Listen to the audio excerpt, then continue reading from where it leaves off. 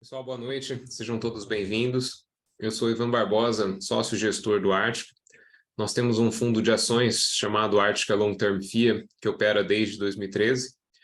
E mensalmente nós temos publicado cartas comentando o cenário econômico, falando o que a gente está fazendo aqui no fundo. E essas lives, o objeto é sempre o tema da carta. Nós costumamos publicá-las na primeira segunda-feira do mês. Nesse comecinho de ano, dia 2, ninguém tinha voltado de férias, então nós postergamos uma semana, publicamos essa segunda-feira agora. E aqui na live a gente tem a oportunidade de comentar com um pouco mais de detalhe o tema que nós abordamos na carta. E fazendo um pouco de retrospectiva do ano passado, foi um ano bastante difícil, a Bolsa se manteve volátil por um bom período do ano, e essa confusão, em grande parte política, ela ainda vem se estendendo. Mas as últimas 3 cartas que nós escrevemos foram comentários de macroeconomia e de política. Então, dessa vez, a gente decidiu dar um passo para trás e trazer um ponto de vista um pouco mais filosófico aqui, voltando às nossas raízes de falar mais sobre o método de investimento, sobre como é que a gente se norteia para tomar as decisões de investimento nesse cenário. Eu vou comentar características da filosofia de Value Investing, que nós seguimos há muito tempo, que a base dela, a ideia essencial, é comprar ações de empresas boas quando elas estão muito baratas, com a disposição para segurar essas ações por um período longo, se for necessário. E a gente não usa muito esse termo value investing porque acabou virando o clichê de mercado. Como tem investidores muito bem-sucedidos que cunharam o termo e propagandearam, né, o principal deles é o Warren Buffett, o que mais se acha aí no mercado são gestores que se declaram value investors. Mas o truque da coisa não é muito a parte técnica, né? Entender como é que funciona não é tão complexo assim, mas é um tipo de investimento que exige uma disciplina muito grande. Eu até faço uma analogia que eu falo que é igual ficar em forma, né? Em forma física. A técnica é super fácil, é só fazer dieta e fazer um monte de exercício. Mas a maior parte das pessoas se mantém fora de forma ao longo da vida porque a disciplina diária é muito complicada de manter. É claro que, falando em disciplina de investimento, a coisa é um pouco mais sofisticada, tem uma série de vieses psicológicos que entram em jogo, mas disciplina tem sempre a mesma essência ali, é você agir de maneira contrária aos seus instintos primordiais, né? Então, eu vou comentar um pouco aqui da dificuldade no dia a dia de executar essa estratégia de value investing que nós seguimos há quase 10 anos agora. O primeiro ponto complicado é a característica incerta da macroeconomia. Tá? É muito difícil prever o que vai acontecer com o mundo no próximo ano. A gente já publicou uma carta até sobre isso, falando de quanto que as projeções de variáveis macroeconômicas são erradas. Tá? Foi uma carta de fevereiro de 2022. O Banco Central tem um sistema chamado Sistema de Expectativas que coleta as projeções das principais instituições financeiras do Brasil, compila isso e dá lá uma média. E a taxa de acerto dessa média é horrorosa, né? Então, o nosso ponto é que é muito difícil fazer essas previsões. E a principal razão pela qual é muito difícil prever macroeconomia é que tem sempre eventos aleatórios que têm uma interferência significativa na coisa. Então, nos últimos anos, os principais fatores aí que chacoalharam as economias foram a pandemia e a guerra da Rússia e da Ucrânia. E são fatos que não dá para prever quando vai acontecer, né? Então, via de regra, os economistas vão lá, projetam cenários, né, tecnicamente corretos, eles são coerentes, mas não estava prevendo ali que ia ter uma pandemia. E é costumeiro você ver alguém se justificando, falando assim, poxa, se não tivesse tido a pandemia, a nossa projeção teria dado certo. Se não tivesse tido a guerra, a projeção teria dado certo. E as pessoas classificam esses eventos como não recorrentes. Só que a questão é a seguinte, é claro que uma guerra com um impacto geopolítico global, uma pandemia, são fatos raros. Mas não é raro acontecer qualquer coisa no mundo que tenha um impacto relevante. Então, em janelas não tão longas de tempo, algo imprevisível acontece e impacta a economia e bagunça as projeções de todo mundo. A dificuldade de prever não é a dificuldade técnica ali, é que essas coisas aleatórias têm um peso muito grande. E nem sempre esses eventos são negativos. Tem coisa positiva também. Às vezes acontece uma disrupção tecnológica que traz um aumento de produtividade muito grande, né, e a economia cresce com base nessa novidade. Existem muitos casos de anos bons por causa de clima favorável, que geram super safras e a produção agrícola do país vai lá para cima, e isso salva, às vezes, até uma série de erros cometidos no mesmo período. Né? Então, isolando só esse pedaço de fatores climáticos, aqui no Brasil tem um impacto grande no setor de energia, por causa do regime de chuvas, a gente tem muita hidrelétrica, e um impacto no agronegócio, que é um setor muito grande para nós. Então, o Brasil pode ter um ano bom só se o clima ajudar. Sim, só esse fator já pode fazer o nosso ano. Então, é muito complicado prever esse tipo de coisa. Eu até estou lendo agora um livro de história de política monetária dos Estados Unidos, e tem um caso que me chamou a atenção lá, que no final do século XIX, tinha uma temporada que estava todo mundo prevendo que o dólar ia se desvalorizar, só que eles tiveram uma super safra nos Estados Unidos, por causa de um acidente climático que fez as safras deles serem boas e as safras da Europa serem ruins. Isso fez com que tivesse um volume de exportações de commodities agrícolas muito acima do normal, e isso impediu a desvalorização do câmbio que estavam projetando. Então, a projeção de todo mundo, que era super razoável, foi por água abaixo, porque choveu na medida certa lá. E como é que a gente lida com isso, né? Sabendo que a macroeconomia é muito incerta e impacta nos nossos investimentos, o que tem para fazer?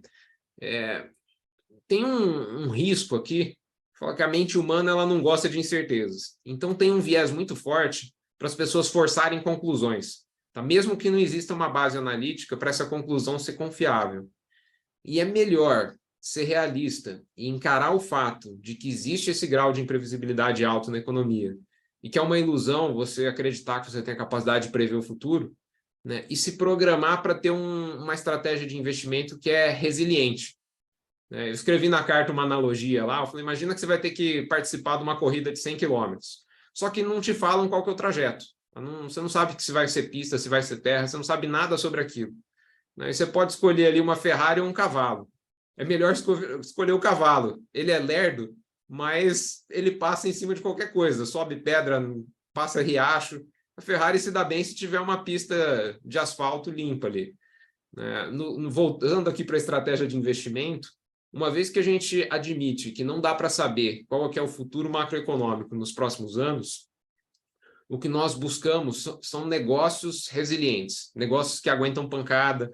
Nós olhamos o histórico longo de como é que as empresas performaram em diferentes ambientes, e nós temos uma preferência muito grande por empresas que já atravessaram uma série de crises, e é claro que ela sofre junto, né? O resultado piora naquele período, mas que ela consegue sair do outro lado viva, se recuperar e seguir adiante. A gente busca um retorno médio ao longo de várias fases do ciclo que seja bom. Então, vai ter épocas extraordinárias, épocas horrorosas. Se a média for ok, você acertar a mão no negócio, isso tende a ser um bom investimento ao longo da vida. E de maneira simplificada, negócios com essa característica, eles vão por duas direções. Ou a empresa é muito adaptável e ela consegue mexer um pouco ali no jeito que ela opera para conseguir atravessar vários ambientes econômicos, ou ela atua num setor que seja naturalmente muito estável. E para tangibilizar um pouco essas alternativas, a gente tem exemplos dos dois casos no nosso portfólio aqui. Tem um investimento que nós fizemos no ano passado na Multilaser, que agora estão chamando de Multi, mas é uma empresa que ela importa produtos e componentes de produtos da China e vende aqui no Brasil. A parte de componentes, quando existe benefício fiscal em produzir aqui no Brasil, eles importam pedaços, montam aqui, capturam benefício fiscal e vendem aqui no Brasil. O modelo deles é interessante porque é meio agnóstico ao produto que está sendo vendido. Eles têm hoje os segmentos principais de venda, mas isso mudou muito ao longo da última década. 10 anos atrás, o que eles vendiam era mídia regravável, aqueles CDs que nem se usa mais, cartucho de tinta de impressora, aqueles pendrives. Hoje eles têm uma gama enorme, tem 7 mil produtos em portfólio, vende coisa de computador ainda, vende home appliances, né, torradeira, ventilador, vende coisa de decoração para casa, artigo de bebê, vende tudo. Né? Então, se o futuro aí revelar que não é mais mouse que é vendido, que agora o pessoal quer comprar, sei lá, robô aspirador, eles trazem robô aspirador e vendem. É claro que essa mudança ela não é completamente imediata, mas a empresa tem um modelo de negócio que permite ela ir se ajustando ao longo do tempo, que é diferente de negócios de infraestrutura, por exemplo. Você vai lá, faz um investimento enorme numa obra grande, que se o mercado virar, você está preso com aquele investimento feito. Tá? Não tem muito jeito de você realocar capital dentro do negócio. Então, esse é um exemplo de negócio adaptável, que consegue navegar diferentes cenários de mercado. E nós temos uma outra empresa chamada Whirlpool, que ela é dona da Brastemp e da Consul, marcas de eletrodomésticos. Esse é um setor bastante estável, um setor que não tem muita disrupção tecnológica, tem os avanços incrementais ali, mas dificilmente a gente vai deixar de ter geladeira ao longo das nossas vidas, ou sei lá se um dia vai deixar de ter de fato. Mesma coisa para a máquina de lavar roupa, enfim. Um setor que não tem esse tipo de disrupção. A marca é muito pesada, o consumidor leva muito em consideração a marca na hora de comprar. Isso é assim há décadas. E esse setor depende muito de escala de produção para ter um custo competitivo. Então, a barreira de entrada para um novo player ela é muito grande. Esses fatores fazem com que esse setor, a demanda até que varia, porque ele é um bem de consumo durável, né? Uma máquina de lavar uma geladeira pode durar 10 anos, então é cíclico o consumo, mas a indústria não sai muito dessa dinâmica dela. A gente já tem esse investimento há muito tempo, as coisas não mudaram muito, a Whirlpool continua na posição de liderança dela, as características do mercado continuam sendo as mesmas, vai continuar sendo cíclico, mas de uma maneira, de certa forma, previsível. Então, esse é um exemplo de um setor estável, que você consegue prever como é que o setor vai estar daqui a 10 anos, né, e escolher uma boa empresa ali dentro.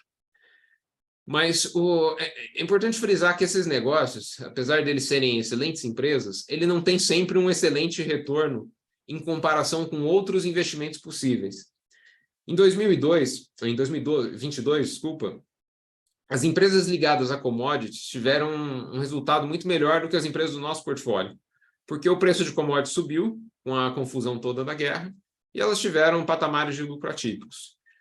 A gente viu até o começo dessa alta de commodities, mas nós preferimos ficar fora desse tipo de investimento, porque a evolução do preço das commodities é muito imprevisível. Então, se a guerra tivesse acabado antes, essa tendência de alta de commodities poderia ter morrido rápido.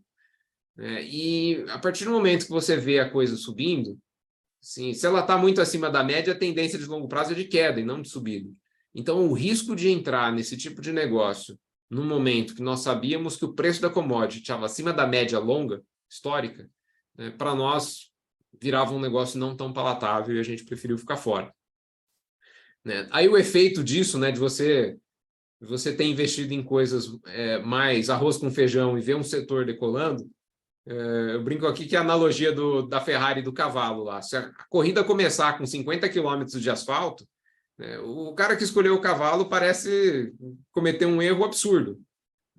A escolha do cavalo só passa a ser boa se aparecer um riacho que tiver que atravessar, que daí o cavalo nada e a Ferrari fica parada para trás. Então, assim, essas coisas só se provam investimentos sábios ou não em janelas longas de tempo.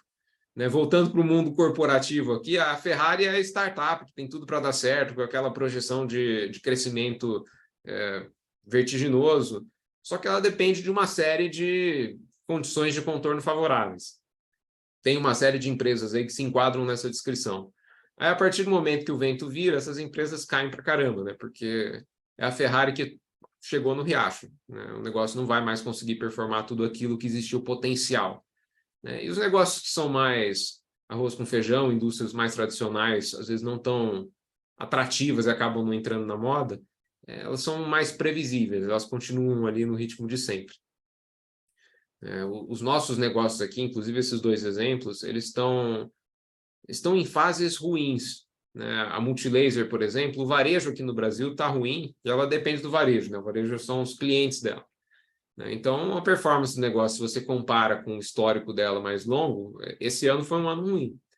Mas são negócios, tanto a Multi, a Whirlpool, que estão bem posicionados para aproveitar a recuperação econômica quando essa recuperação vier.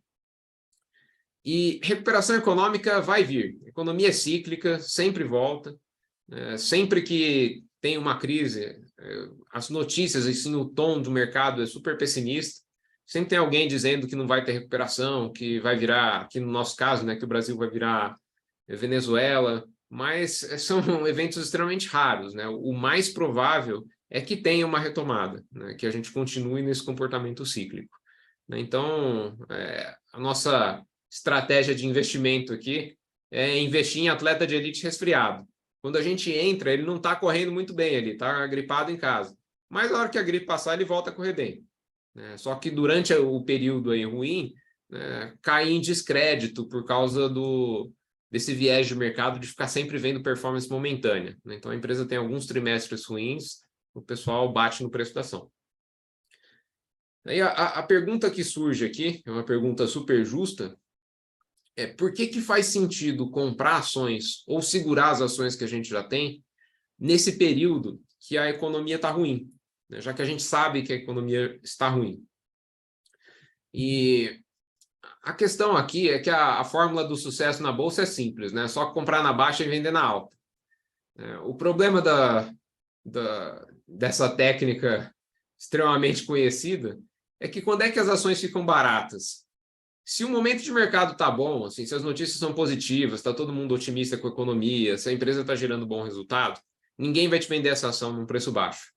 Tá? O momento que existem oportunidades de comprar ações muito descontadas são momentos como os que a gente está vivendo agora, que as notícias são horrorosas, está todo mundo pessimista, achando que vai dar um problema intratável, a empresa está dando resultado ruim, aí o mercado ele costuma exagerar um pouco na mão, né? Os investidores que têm essas empresas na mão, alguns deles se desesperam, começam a desacreditar do negócio e entra numa ciranda negativa ali de quero vender a qualquer preço, né? E nesse quero vender a qualquer preço que a gente está aqui na ponta compradora, né? Chega um ponto ali que por mais que exista risco, por mais que o negócio esteja mal de fato, que vale a pena comprar por causa do preço, né? O atleta resfriado, não está correndo agora, mas eu aposto que ele vai correr no futuro, que ele vai não morrer da gripe e voltar a correr no futuro.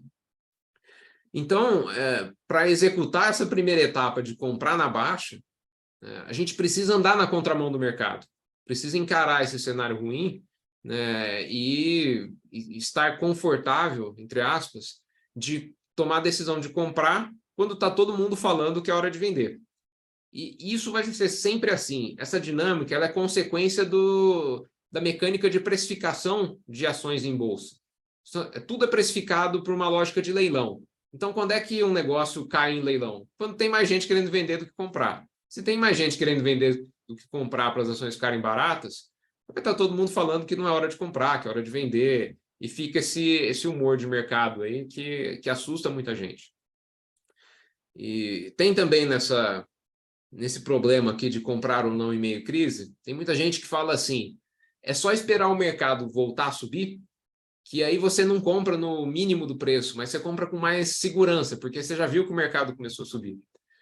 Só que isso também é um pouco ilusório, você achar que vai existir um sinal claro de que a crise passou e que daqui para frente está tudo certo, né? Porque existe muito repique de preço, né? Então pode ter uma semana, um mês ali que o mercado passou subindo, que dá uma melhorada até no tom, né? Mas que depois volta a cair, né? E ainda vai ter muita insegurança no ar. A hora que some toda a insegurança, incerteza com o cenário macro, a hora que volta o otimismo de mercado, a oportunidade de comprar muito barato já passou. Você pode até comprar e continuar subindo depois de um tempo, mas o que a gente gosta aqui de comprar ações com um desconto bastante relevante em relação ao que a gente acha que ela vale, sendo até conservador aí nessa estimativa de quanto é que a gente acha que ela vale, você não consegue, né, nessa esperança de vou esperar o mercado voltar a subir, aí eu compro. Esses momentos eles são notáveis quando foi, depois que passa um tempo grande, né? Na hora você não sabe se é um repique ou se é realmente uma reversão de tendência. E até por essa incerteza de determinar em que momento exato que nós estamos no ciclo, é que a nossa estratégia de investimentos é sempre de longo prazo. A gente sempre monta as teses olhando tipicamente de 2 a 5 anos para manter essa ação em carteira e o gatilho de valor que a gente enxerga poder se realizar. E as teses são longas aqui, não porque a gente gosta de ganhar dinheiro devagar, né? Porque como a incerteza do timing é muito grande, é mais fácil a gente acertar que um evento acontecerá em algum momento entre agora e daqui 5 anos do que acertar o que vai acontecer no mês que vem. Uma outra analogia aqui, imagina que você tem que estimar quanto que vai chover em média num dia. É muito mais fácil você fazer essa estimativa falando dos próximos 5 anos. Você vai estimar o volume total de chuva em 5 anos e dividir pelo número de dias.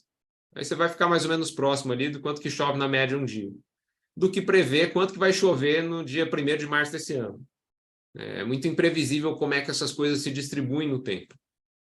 Então, a analogia aqui trazendo para o mundo de investimentos, é mais fácil a gente olhar um negócio que ele é razoavelmente comportado e estimar qual que é o patamar médio de resultados que essa empresa vai gerar ao longo do tempo, considerando que esse ao longo do tempo ela vai passar por fases boas e ruins de ciclos macroeconômicos, do que acertar o resultado dela trimestre a trimestre e ficar tentando operar a oscilação de mercado por causa de resultado de curto prazo.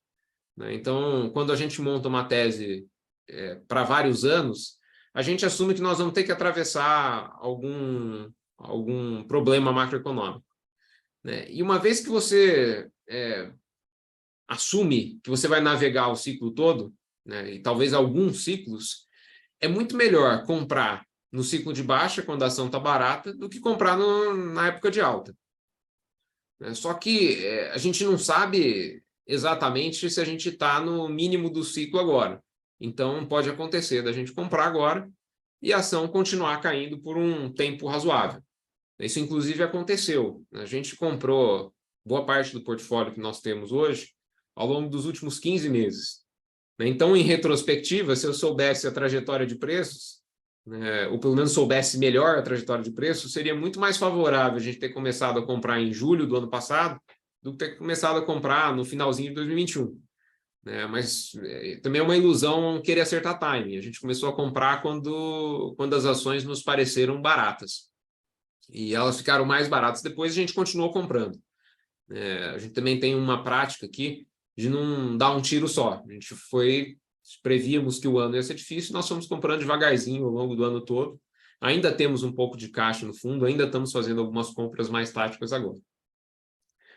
E para resistir a esse período que ele pode ser longo, vendo o preço das ações que nós compramos cair, você precisa ter duas coisas. A primeira coisa é ter uma base analítica muito sólida, ter feito o dever de casa muito bem feito, para ter segurança técnica nas decisões que estão sendo tomadas.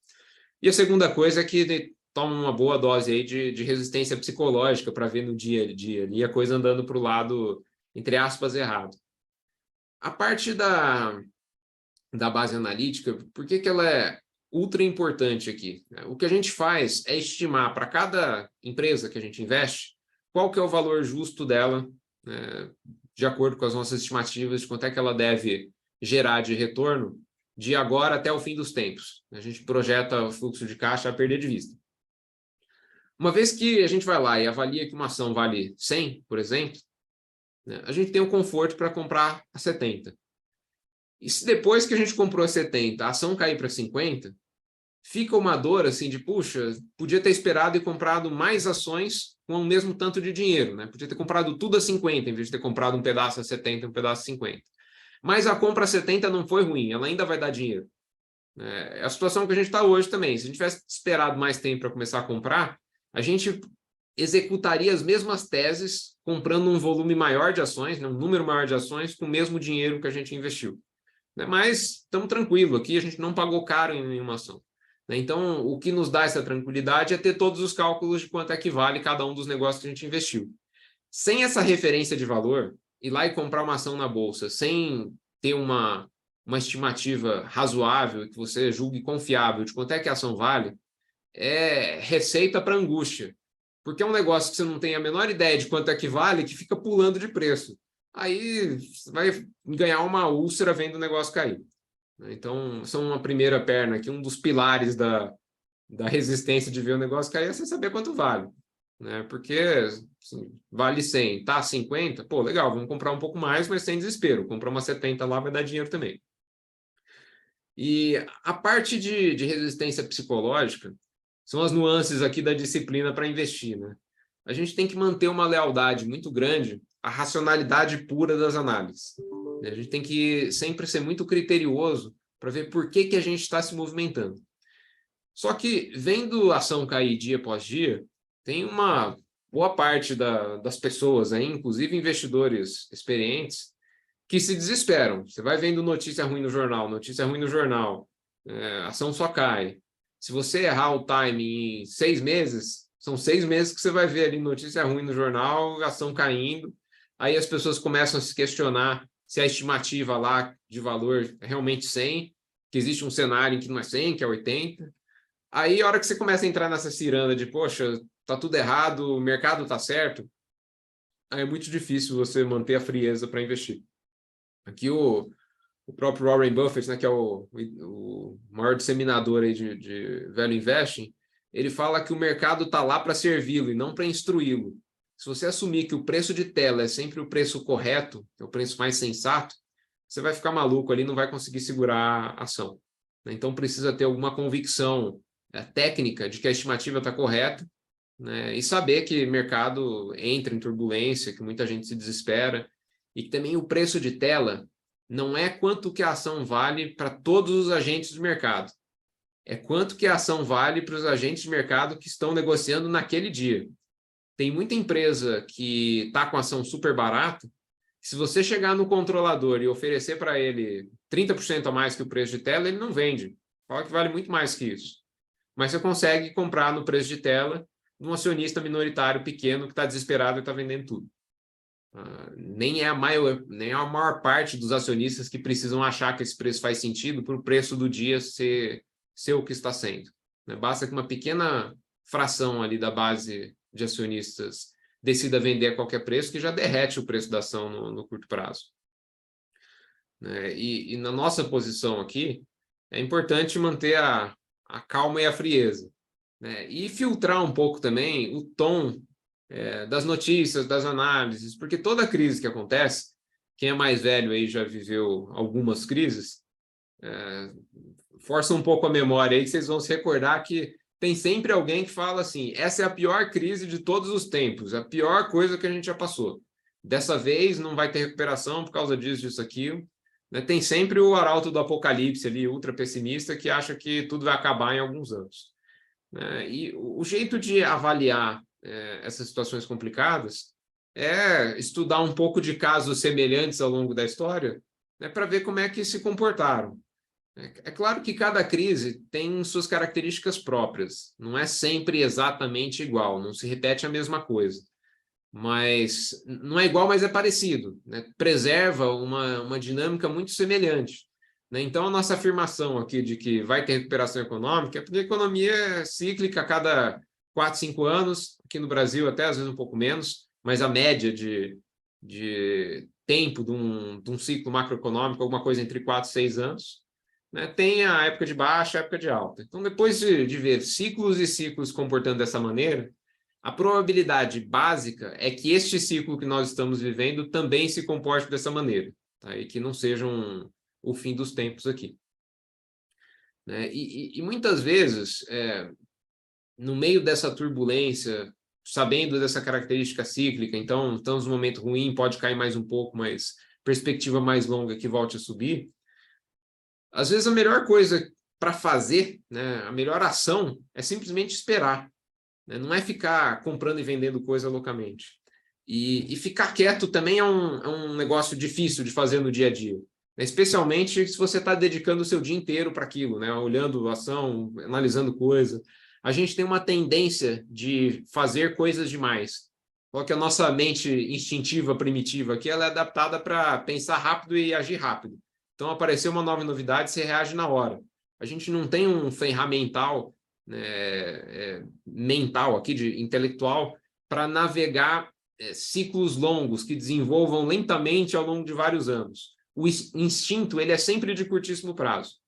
Então, nessas épocas que tem muito medo em jogo, assim, medo de estar fazendo besteira e perder dinheiro, a maior parte das pessoas tende a ficar se movimentando demais. Tem investidor que fica pulando de galho em galho, se sai uma notícia nova, ele compra ação, vende ação, e a cada notícia nova dá uma mexida no portfólio.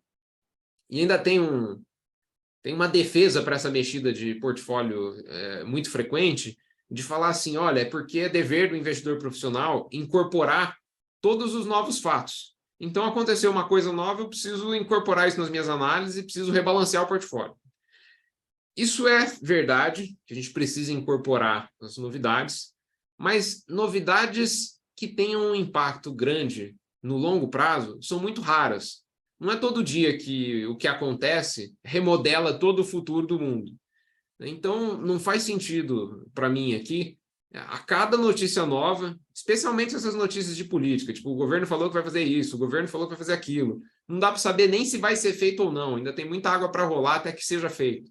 Então, não faz sentido a cada declaração num político você mudar a estratégia de investimento, né? Porque senão você começa a ficar pulando de galho em galho, aumenta muito o custo de transação do fundo, você fica pagando corretagem lá para os corretores, e a estratégia de investimento fica com uma execução muito inconsistente, né? Uma hora você acha que um setor vai bem, depois o outro setor vai bem.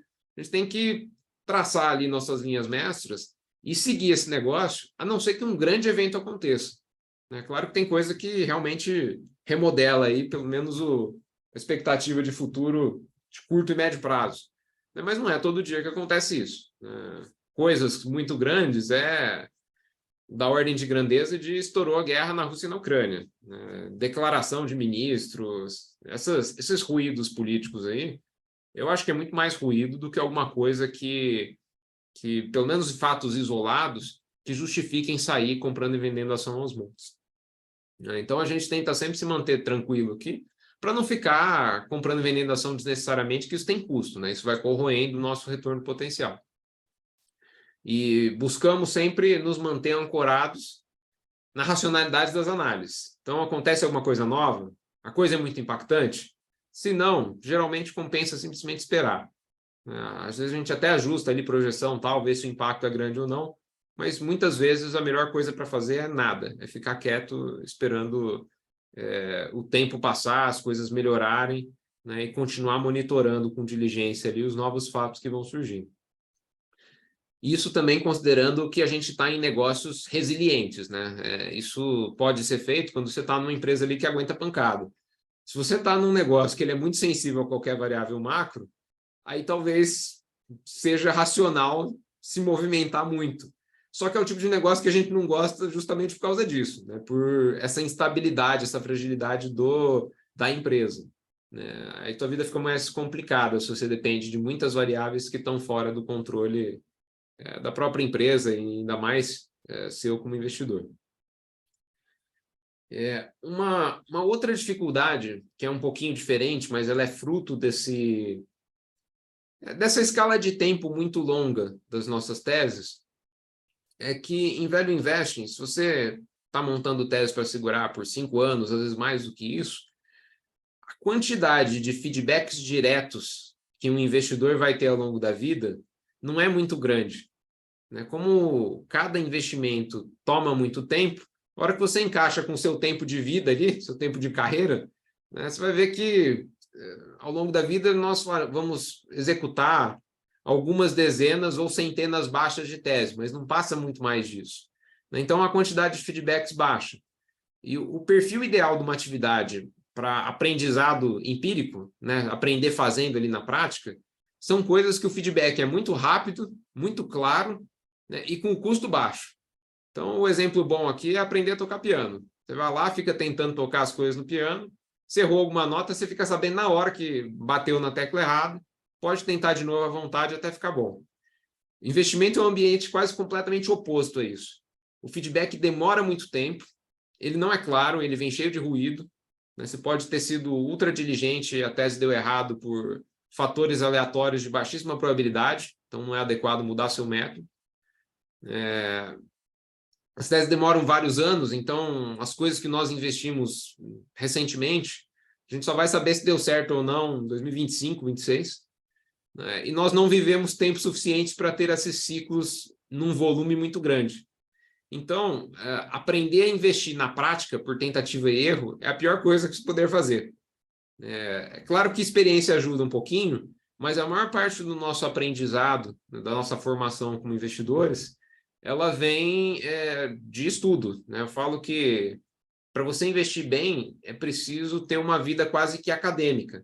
A maior parte do nosso tempo aqui no time de gestão é pesquisa, leitura, reflexões solitárias e discussões com o time, né? Mas a gente fica analisando as coisas, vendo cenários, vendo casos similares ao que a gente está enxergando agora, mas não é um negócio de repetição. E lembrando que o custo aqui é muito alto, né? Você não quer errar várias teses até aprender como é que faz e virar um investidor bom no final da vida. E o ideal é errar o mínimo possível, porque cada erro tem um custo muito alto, né? Então, para investir, a convicção intelectual ela é diferente daquela convicção de fazer alguma coisa que você já fez dezenas de vezes, já viu o mesmo resultado ser repetido por dezenas de vezes e está fazendo de novo. Aí você vai com uma super confiança, fala assim, eu já fiz isso um monte de vezes, já vi como é que a coisa se desenrola, está tudo tranquilo. Investimento é sempre difícil, né? Sempre a tese é nova, tem suas peculiaridades, né? A sua vivência, né, em número de teses, ela pode ser dezenas de teses, mas ainda é baixa para fins de confiabilidade estatística. Então, a convicção ela é muito mais acadêmica, e ela vem do nosso conhecimento acumulado, das coisas que a gente vai estudando ao longo do tempo, e das nossas análises, né? De ver todas as informações que a gente tem e julgar que aquilo ali está, que as contas estão certas, que a lógica envolvida está correta, e que é confiável colocar dinheiro nessa tese que foi construída. É uma convicção um pouco mais difícil de desenvolver e também mais fácil de se abalar em momentos que está todo mundo ficando maluco, né? Nesses momentos turbulentos que tem muito pessimismo, aí muita gente de arauto do apocalipse falando que vai tudo dar errado. E aqui eu gosto de uma frase do Napoleão Bonaparte, que ele fala que o gênio militar é aquele que consegue agir de maneira mediana quando está todo mundo louco em volta, todo mundo perdendo a cabeça, né? E a estratégia que a gente segue tem muito disso, né? O que a gente tenta fazer é tomar decisões de investimento que elas são mais ou menos óbvias. A gente não está flertando ali com o fio da navalha, que se alguma coisinha mudar, as teses dão errado. Tem coisa que a gente está comprando que é obviamente barato, né? Aguenta muito desaforo. A gente pode esperar anos até que a economia se recupere, a empresa pode fazer algumas besteiras ali e ainda está barato, né? Então, não é uma decisão ultra sofisticada, mas é uma decisão que exige uma calma no momento que ninguém está calmo, né? No momento que você liga a televisão aí, só tem pessimista e gente falando de incerteza. Mas lembrando que são nesses momentos de mercado desesperado que eles nos vendem ações boas e baratas.